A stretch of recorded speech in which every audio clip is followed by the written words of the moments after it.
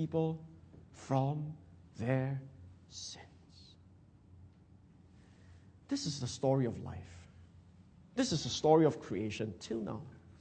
You and I today are made and created for God's purpose.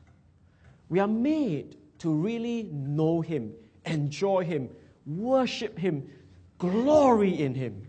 And we are made to serve Him and to glorify Him and to magnify Him. That's what we are made for. We are not made for food. We are not made for puny little achievements in this life. We are made for something grand and glorious. And that's why you feel today there's always a void in your heart until you really know God. But that's what you're made for.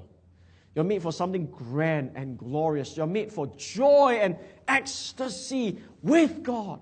But you don't have it today. And we don't have it today because though we are made for this purpose, we are separated from that purpose because of our sin. We rebel against God. We are made to connect with Him, but we disconnect because of our sin. So you and I today struggle in life.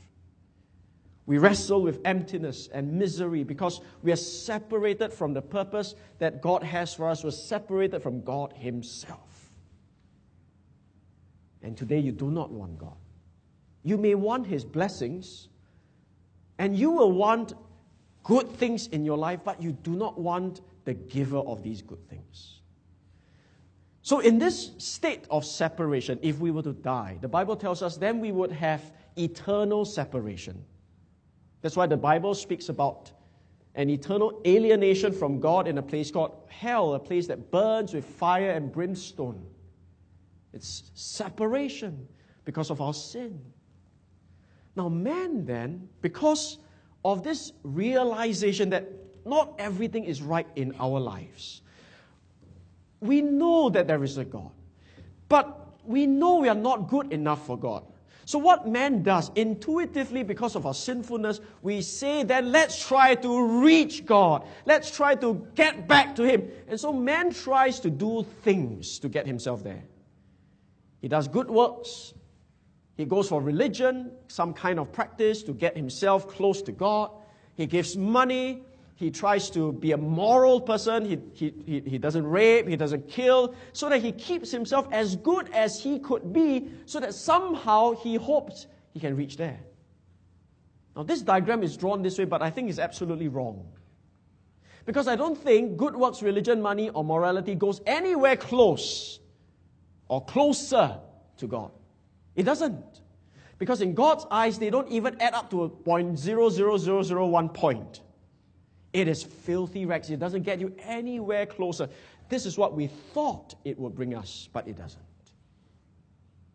So man is made for God, to enjoy Him and to serve Him, but we can't because we're separated by our sins, and in our own folly, we try to do these things to arrive and to reach, but it is all doomed to failure.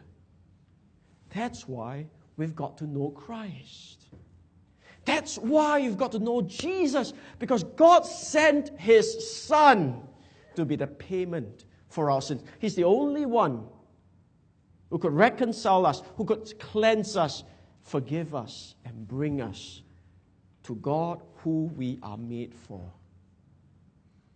You see, Jesus died as a sacrifice for our sins. He died so that He may be made sin for us, who knew no sin, so that we who are sinful may be righteous or made righteous because of Him.